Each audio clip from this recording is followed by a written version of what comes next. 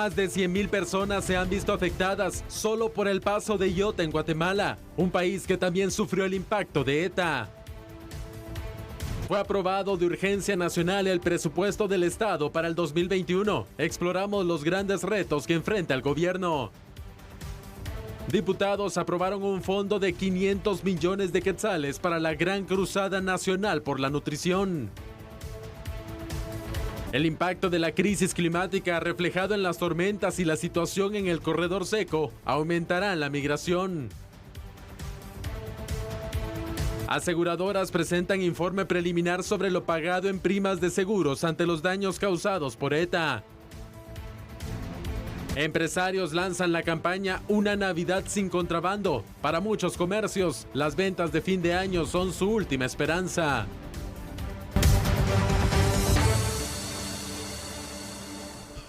Es realmente un gran gusto poder saludarle en casa a través de su programa A la Medida, quien tiene 23. Buenas noches para usted y muy buenas noches también para ti, Sandy. ¿Cómo estás en esta noche? Muy bien, Julio, muy buenas Gracias. noches. Gracias a ustedes también por acompañarnos en este espacio, el análisis de la noticia. Temas de coyuntura impactantes los que tenemos. Hablaremos un poco acerca de los fenómenos naturales, en especial con ETA, que ha causado también tantos estragos, Julio, y las consecuencias se siguen registrando. Es correcto, y además hay que agregarle algo, Sandy. Iota, aunque gracias a Dios y afortunadamente se desvió y no causó tanto impacto, bueno, no causó tanto impacto, 100,000 afectados al momento por el desastre creado ya por Iota en Guatemala. Así que vamos a iniciar entonces con nuestro primer análisis. Bienvenidos.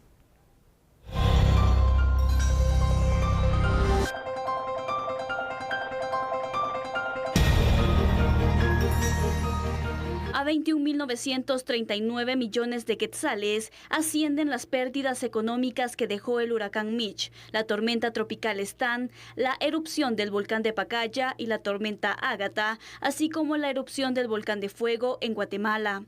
Autoridades estiman que las pérdidas que dejará ETA serían igual o superiores a esta cifra. De momento, autoridades de la Secretaría de Planificación y Programación de la Presidencia se encuentran elaborando un informe con la evaluación de daños y pérdidas para contar con un dato exacto. Aún analizan si se unificará con los daños ocasionados por el fenómeno tropical Iota. Tenemos 4 evaluaciones, Mitch, que ascendió, si me deja ver, a más de 4,000 millones, ya el resultado global, ¿verdad?, de la evaluación. Están a 7,000 millones, Pacaya y tormenta Ágata también 7,000 y erupción de volcán de Fuego a 1,000 millones. Si nosotros haciéramos una sumatoria de este costo, nos da 21,000 millones.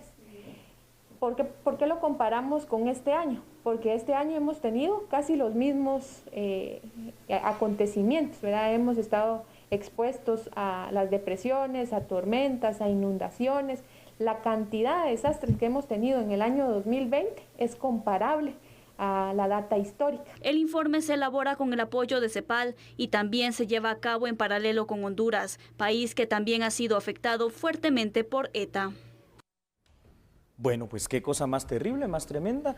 Ya vimos, Sandy, ETA, Iota de alguna manera, dejándonos secuelas definitivamente dramáticas en la situación económica, laboral y las pérdidas materiales y, por supuesto, lo peor, las pérdidas humanas en nuestro país. Exacto, Julio. Vamos a analizar un poco entonces cómo ha estado afectando las distintas regiones y que, por cierto, ETA, pues bueno, provocó muchos estragos en el nororiente del país, también Las Verapaces fue otro de los puntos, y Iota también está impactando zonas que ya estaban con distintas precariedades. Julio. Lamentablemente así es. Entonces, por favor, ¿le parece si vemos algunos datos? Porque esto siempre es importante y es fundamental. Ahí los tiene usted, precisamente, gracias a nuestros amigos de producción. Vamos a verlos, Sandy.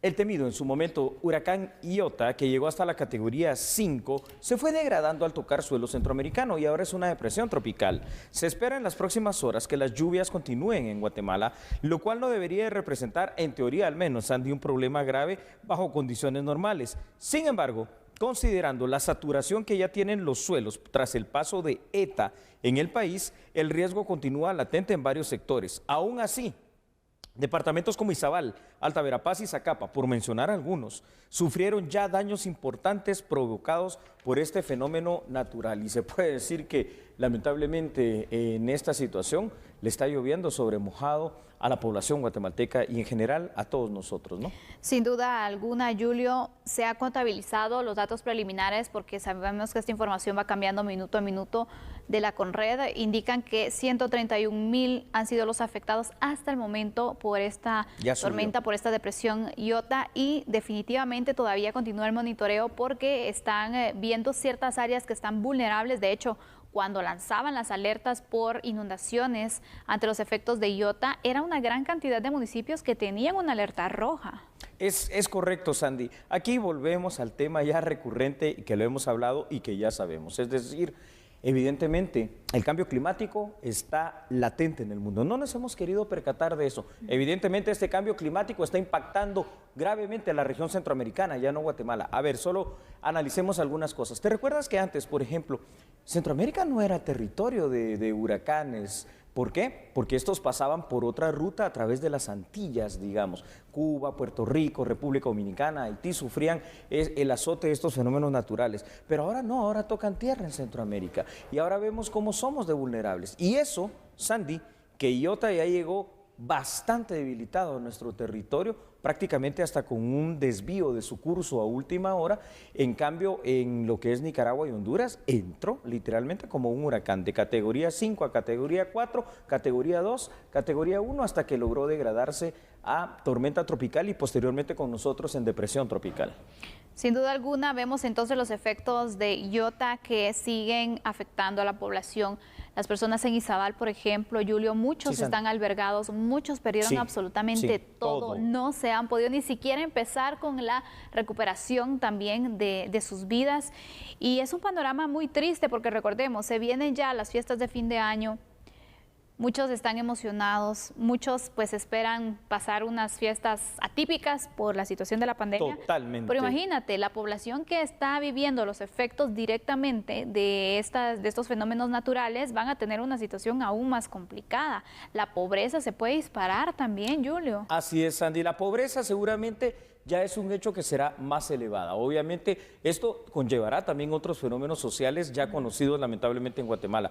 Más desnutrición infantil crónica, desnutrición infantil aguda, más situación de algo que vamos a hablar en el tercer tema, las migraciones precisamente climáticas, ¿no? Derivadas de todo este tipo de desastres. Y en general, yo creo que aparte de la destrucción, aparte de la situación de pobreza, lamentablemente también estos fenómenos naturales nos dejan ver la muerte que deja tras su paso y la poca prevención, la poca preparación o qué poco podemos hacer todavía como Estado guatemalteco ante esta situación. La cosa es, como pregunta, ¿podríamos hacer algo más?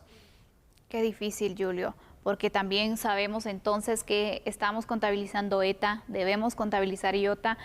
Cada vez el panorama es más complicado. Y mostrando algunos datos también, la Conred compartía que 6,469 personas han sido evacuadas ya, en algunas como prevención también. Y quisiera que tú nos compartieras más datos, Julio, para seguir avanzando en este análisis. Sandy, con mucho gusto, los datos son bien importantes y yo sé que a usted allá en casa le gustan, así que no tenga pena, aquí los tenemos. Mire, somos a la medida, usted ya sabe. Preliminarmente, Sandy, y según las cifras oficiales, hay al menos 101,000 afectados. Hoy, en la actualización que acabas de ver precisamente en este instante en línea, ya vemos que son 131,000 personas al menos afectadas por la depresión Iota en nuestro país. Lo que corresponde ahora a los gobiernos municipales y al gobierno central es hacer el recuento de los daños y tratar de garantizar una ayuda pronta y efectiva. Preocupante es, escuchen esto por favor, que según información meteorológica aún hay sistemas bajo monitoreo que aunque no lleguen a convertirse en tormentas o huracanes,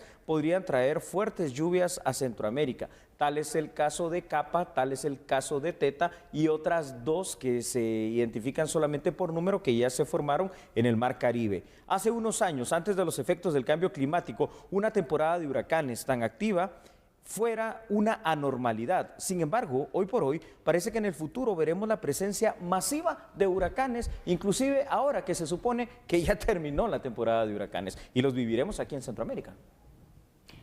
Difícil, Julio, dos fenómenos naturales Wow. que nos están pues moviendo totalmente, que está afectando de gran manera e insisto, las mismas regiones afectadas por ETA están viviendo un panorama lamentable, un panorama preocupante. ¿Cómo te puedes recuperar de un fenómeno natural cuando ya te viene otro? Como bien dicen, llueve sobre mojado. Llueve sobre mojado, Sandy, y a esto hay que agregarle todo lo que se perdió económicamente, activamente, cultivos, laboralmente, así todo. es, los cultivos, los animales, las oportunidades, las inversiones, ¿cómo recuperar todo eso? Ahora, para Guatemala, hombre, es que esto es un golpe con un martillo en la cabeza, porque primero todos los meses de recesión con el tema del COVID-19, luego lo que pasa con ETA, luego lo que ya está todavía pasando con IOTA. Esperemos que ya no haya algo más. Estamos todavía en la segunda ola del COVID-19.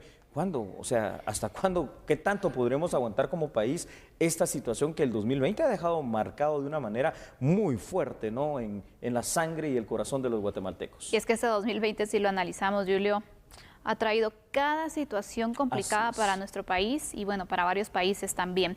Si vamos con algunos datos, tú mostrabas entonces algunas de las situaciones que afecta el trabajo, pero también vemos entonces diversas situaciones de desarrollo, por ejemplo, carreteras, 2 carreteras están destruidas, 12 puentes dañados, Imagínate. 5 puentes destruidos, tantos ríos que se han desbordado y ya van 2 personas fallecidas, Julio. O sea, que en vez de mejorar hasta esos aspectos de infraestructura, ahora por cuestiones de la naturaleza propiamente dicha, simple y sencillamente en lugar de ganar, estamos perdiendo esa misma infraestructura. Sí. Lo más lamentable, haber perdido la vida. Y ya para finalizar, lo más lamentable también, habernos dado cuenta que los sistemas de manejo de riesgos y desastres en Guatemala deben fortalecerse muchísimo para lograr llegar algún día a ser preventivos.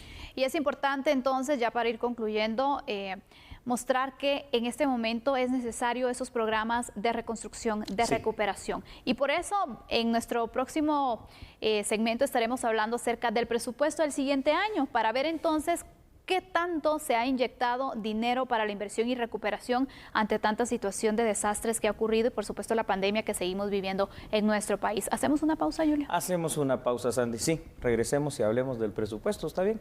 No cambie, somos a la medida.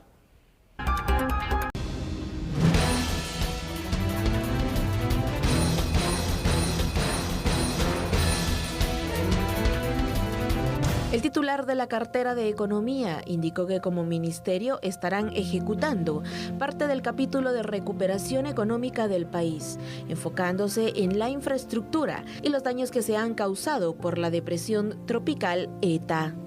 Sabemos que es necesario poder vestir bien a nuestro país y para eso necesitamos carreteras. En este capítulo pues está aprobado el presupuesto para construir la C50, que es importante también dentro de la parte de infraestructura. Está aprobado dentro de este presupuesto, en ese capítulo de reactivación económica, poder construir el puerto El Arenal, que está pegado al puerto de Santo Tomás, que es importante, una importante vía de acceso para importación y exportación de productos.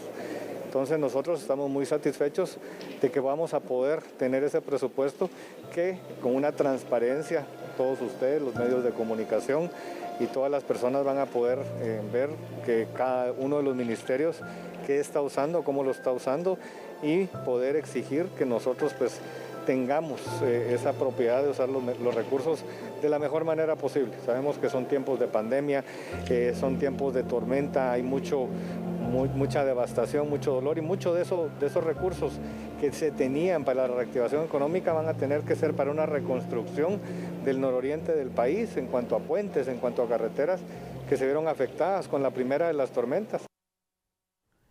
Bueno, hablemos entonces del presupuesto 2021, ¿verdad? El más grande de la historia de Guatemala, considerando el monto que estamos hablando de 99.700 millones de quetzales. Vamos a ver cómo lo ha distribuido el Congreso, ¿te parece, Sandy? Veamos entonces esa distribución, Julio. Claro que sí. Entonces, por favor, a ver, veámoslo. Aquí en pantalla están esos datos de la situación presupuestaria.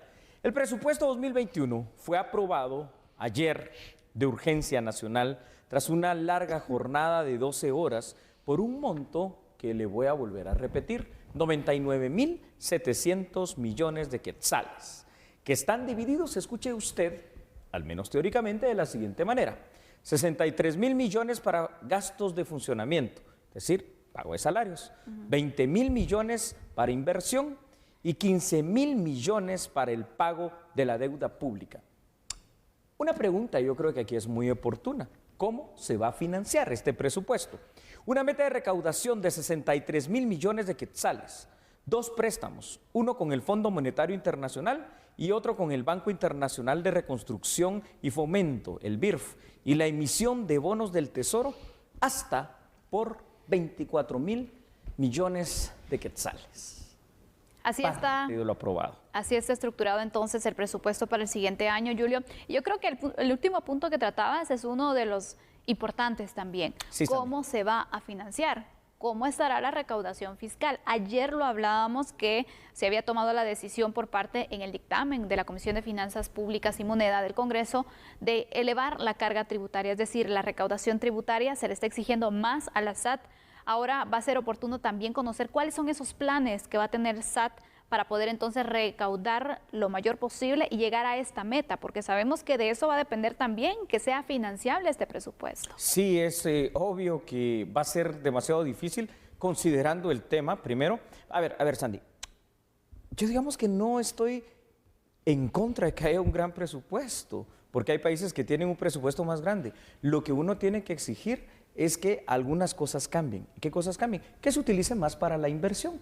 Es que eso es primordial. Entonces, aquí es donde surgen esas dudas que es válidos para todos. A ver, la primera de esas dudas es, efectivamente, cómo se va a financiar, cómo se va a obtener esa recaudación tributaria. Luego, la conveniencia, en todo caso o no, de financiar una parte, que no es una parte tampoco tan pequeña, estamos hablando de un 33% de ese presupuesto del 2021, a través de deuda, ¿no? Porque ya no son 2 préstamos, ahora son 4 realmente, porque ayer se aprobaron estos otros 2 préstamos que se vienen a sumar a los que ya existían, y ahí pasó de 33 a 36%. Entonces, ¿será la mejor forma? ¿Será la mejor manera? ¿Será lo más técnico? Eso habrá que planteárselo, pero una cosa es cierta, al final de cuentas ahora este presupuesto pues ya es ley, ¿no? Es el presupuesto que hay para el 2021. Eso fue lo que aprobaron los diputados, Julio, en una sesión pues bastante rápida que se ha llevado a cabo.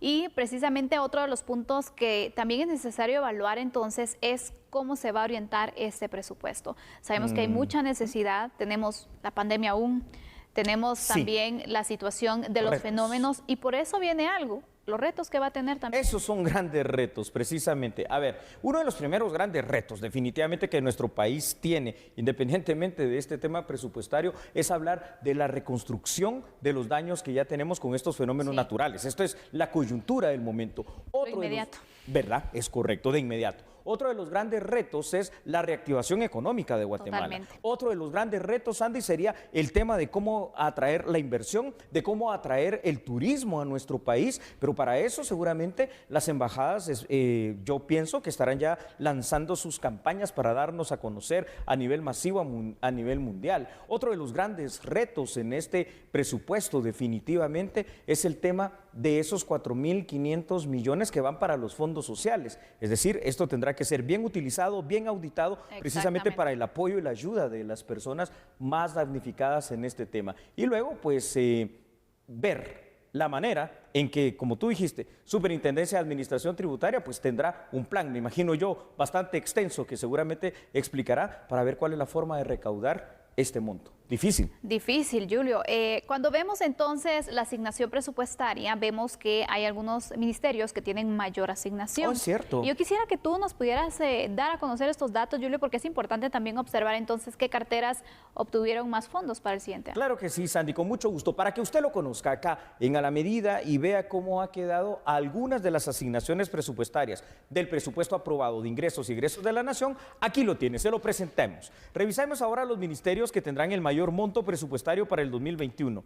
Ministerio de Educación cuenta con 18.500 millones de quetzales. Salud, cuenta con casi los 10.000 millones de quetzales. El MISIBI con 8.700 millones de quetzales. Ministerio de Gobernación cerca de los 6.000 millones de quetzales. Defensa con más de 2.500 millones de quetzales. El Ministerio de Agricultura, Ganadería y Alimentación con 1.700 millones de quetzales y el Ministerio de Desarrollo Social con poco menos de 1.000 millones de quetzales. Ojo que cuando hablamos de millones de quetzales estamos hablando de millardos, para que nos entendamos, es decir, millones de millones, ¿verdad? Para que esto quede bien claro. Entonces, ahí tenemos las carteras que, digamos, ocupan precisamente la más alta repartición en cuanto al tema presupuestario para el año 2021. Entonces, a ver, yo digo algo. ¿Qué dice la Constitución, Sandy? Deberes del Estado. Dice, son deberes del Estado garantizar al pueblo guatemalteco lo que es la seguridad, la justicia, el desarrollo, dice, el bien común, la integridad. Entonces, tenemos que ver ahí que también es obligación trabajar y reforzar el tema de salud, el tema de educación, el tema de seguridad y por supuesto ahora el gran reto, no solo la recaudación, la reconstrucción de nuestro país y no sé cómo llamar, impulso, aceleración económica, reactivación. Uno de los puntos importantes, Julio, sabemos que los programas sociales también son importantes, pero el guatemalteco también tiene ganas de trabajar. El guatemalteco está esperando esas oportunidades. Mucha gente se quedó sin trabajo durante este año por situación de COVID-19 y que está con esa esperanza también. Entonces, son puntos relevantes que ahora las carteras que tienen que ver estos temas deberán entonces impulsar. Ya tienen asignado el presupuesto, ahora entonces lo que esperamos es empezar a ver ya resultados y de esta forma, pues, pensar en esa recuperación, Julio, porque la tenemos bastante difícil. Correcto, Sandy. Concluyo con una situación. Habrá que conocer más de este presupuesto, pero espero que el tema de las MIPYMES sea bastante fortalecido, bastante apoyado, que ese es el colchón grande de la economía nacional, sin olvidar lo que es la informalidad. Ahora, la mejor conclusión sobre este tema del presupuesto 2021, con estos datos, usted la tiene en casa. Mientras tanto, yo propongo algo, que vayamos a una pausa comercial. Por supuesto, pero cuando regresemos hablamos acerca de fenómenos naturales y cómo también se puede venir una situación en los próximos días, la migración, Julio, a consecuencia de estas situaciones. Es correcto, Sandy. Migración climática. Vamos a ampliar este tema. Usted ya lo empezó a conocer acá en A la Medida la semana pasada, ahora lo veremos más. Pero antes, la pausa comercial. No cambie, somos A la Medida.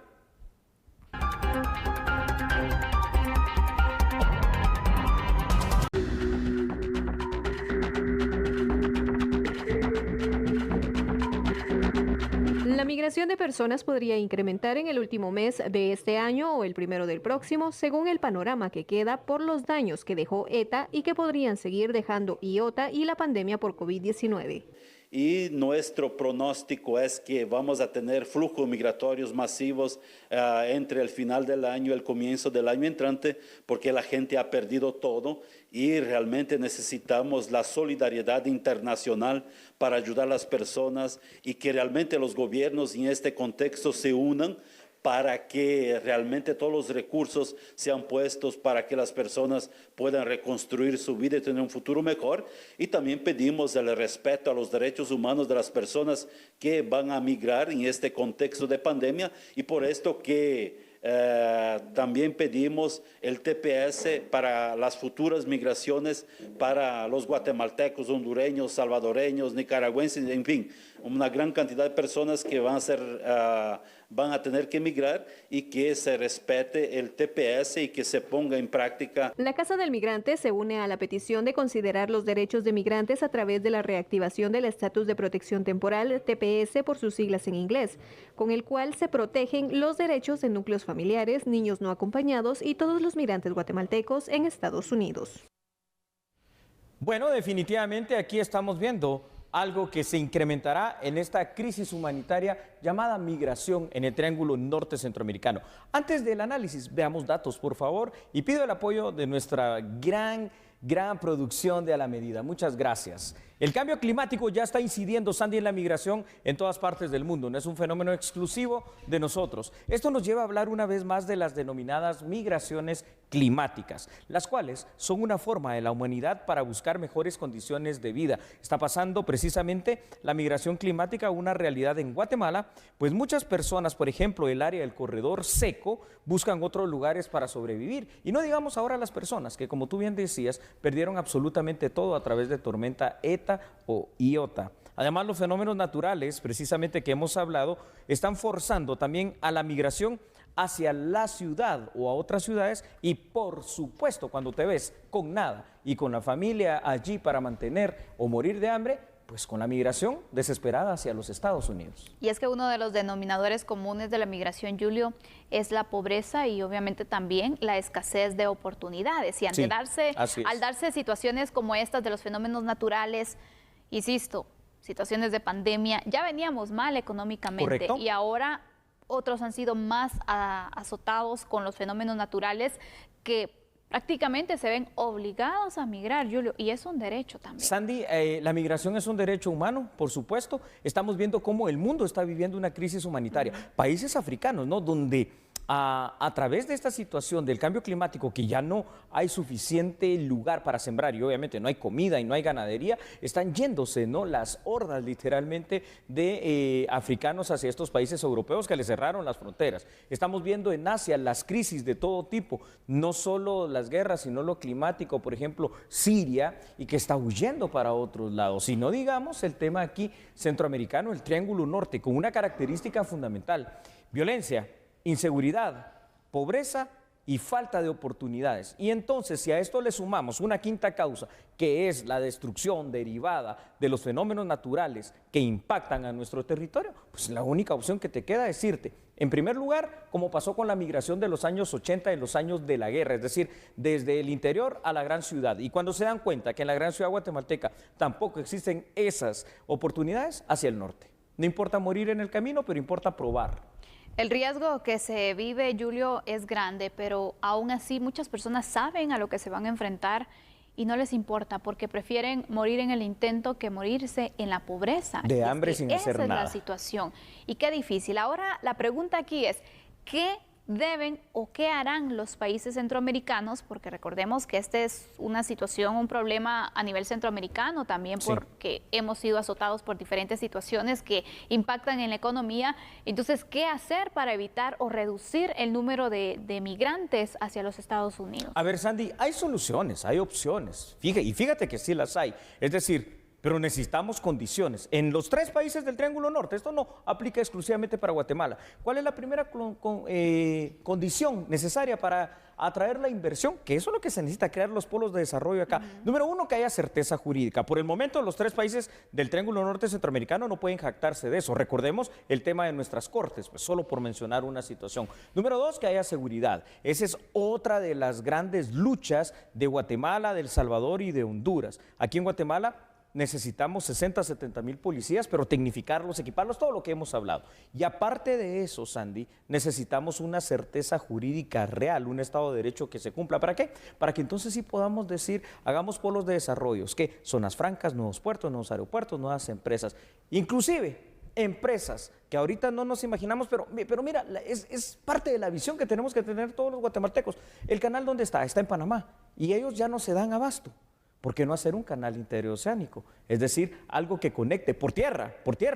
Son ideas innovadoras a través de carreteras, de vías férreas, de gasoductos, productos que puedan ir en esta posición geopolítica y geoestratégica que tenemos. Pero hay que pensar estratégicamente para brindar esas oportunidades. A ver si no ahí vienen inversores. Por supuesto que van a venir. Hay muchos de estos puntos que sabemos que requieren inversión económica, pero hay uno, Julio, que lo que requiere es voluntad, y es cuando hablas de la certeza jurídica. Exactamente. Mira, Sandy, dicen muchos, porque así lo dicen muchos, que tenemos una gran Constitución. Yo no digo que la Constitución no está bien. Sí, de hecho, me encanta la Constitución, y algunos me preguntan si me la sé de memoria toda. No, pero sí bastante de esa Constitución, tantos años tratando de enseñar la misma. Lo que pasa es que nuestra Constitución, promulgada el 31 de mayo de 1985, puesta en vigencia y en vigor el 14 de enero de 1986, hombre, es ya tiempo, de verdad, que pensemos si no tiene que modernizarse esa Constitución. ¿Por qué?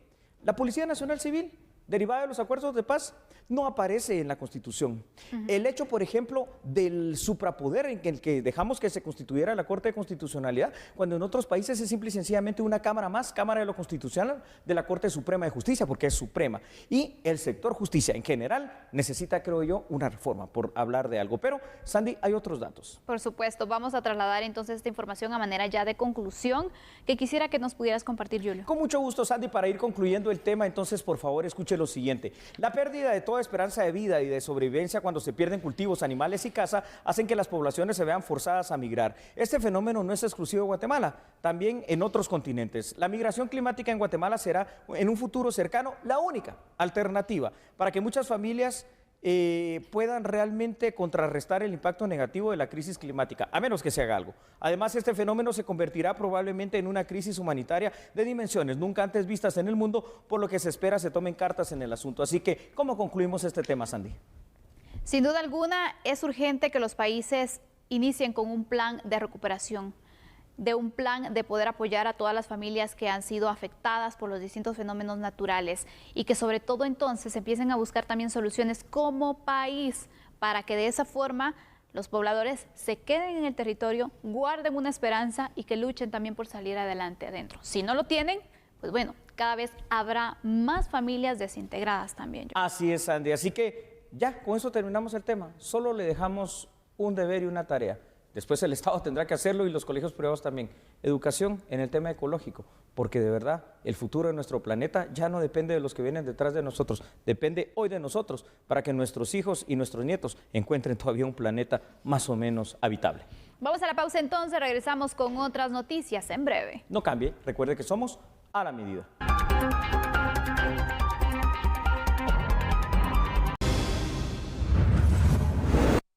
Y aquí estamos, ya de vuelta a la medida para la parte informativa.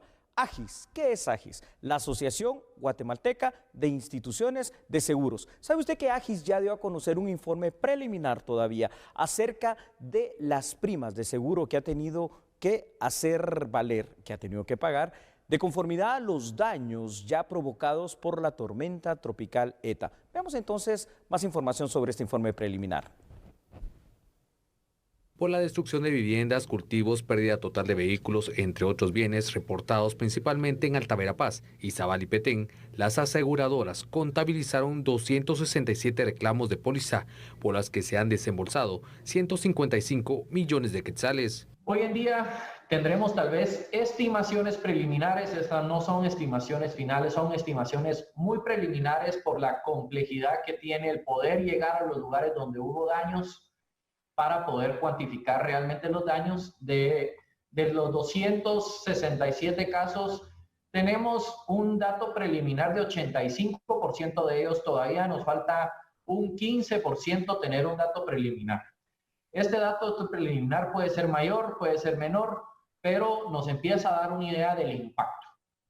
Y aquí vemos que en todo lo que es las pólizas que cubren los activos, que cubren casas, que cubren empresas, que cubren generadoras eléctricas, carreteras, todo ese tipo de seguros, el dato al día de hoy asciende a 135 millones de quetzales.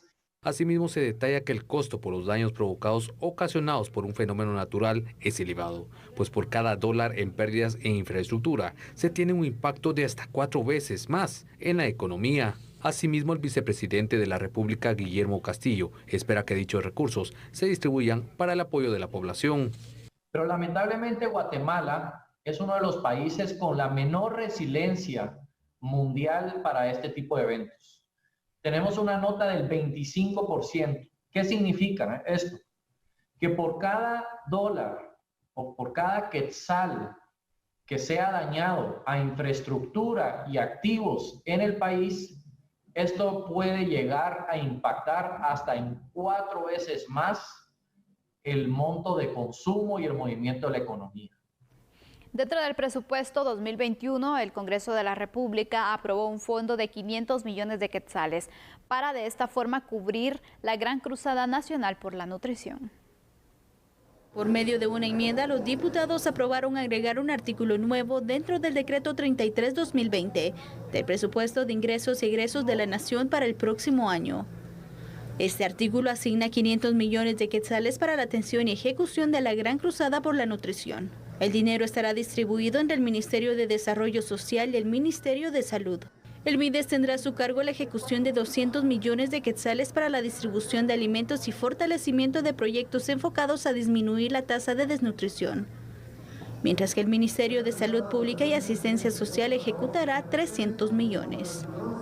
El Plan Operativo Anual de la Gran Cruzada Nacional por la Nutrición ha priorizado 114 municipios con más casos de desnutrición, con el objetivo de reducir hasta 7 puntos porcentuales esta problemática. Las diversas instituciones tienen a su cargo velar por la salud y nutrición, agua, higiene y saneamiento, también por la disponibilidad y acceso a una alimentación saludable y, por último, promover la protección social. Empresarios han lanzado una campaña. ¿Cómo se llama? Una Navidad sin contrabando. ¿Esto por qué? Hay que recordar que a raíz de la pandemia del COVID-19 y a raíz también de los fenómenos naturales que han azotado territorio guatemalteco, entiéndase, ETA y IOTA, hay comercios, hay empresas que prácticamente han quedado casi en la quiebra. Su única esperanza, las ventas de fin de año y Navidad. Así que veamos esta información. Los alimentos de contrabando con mayor demanda en los últimos meses del año son los huevos, maíz, abarrotes, aceites comestibles, bebidas y cigarrillos. Esta situación pone en riesgo miles de empleos, por lo que instan a fortalecer los controles en carreteras y pasos fronterizos. Como unos datos importantes, déjenme decirles que el IGS, el Instituto Guatemalteco de Seguridad Social, reporta que en enero 2020 el sector empresarial privado de Guatemala reportaba 1.059.000 trabajos formales cotizados dentro de las planillas del IGS. Para agosto 2020 ese número cayó a 932.303 empleos que cotizaban en el IGS, para una pérdida de empleos durante la pandemia a agosto 2020 de 126.850 trabajadores. Esto quiere decir que esas personas fueron suspendidas de sus actividades o perdieron su empleo como consecuencia de COVID-19. En adición, las tormentas tropicales que azotaron al país recientemente y están golpeando al país durante el mes de noviembre han generado más de 100.000 empleos o fuentes de trabajo perdidas, especialmente en el interior del país. Esto nos da una pérdida hasta este momento de más de 230.000 empleos. Hemos llegado al final de este programa. Agradecemos por su sintonía. Feliz noche. Chao, feliz noche.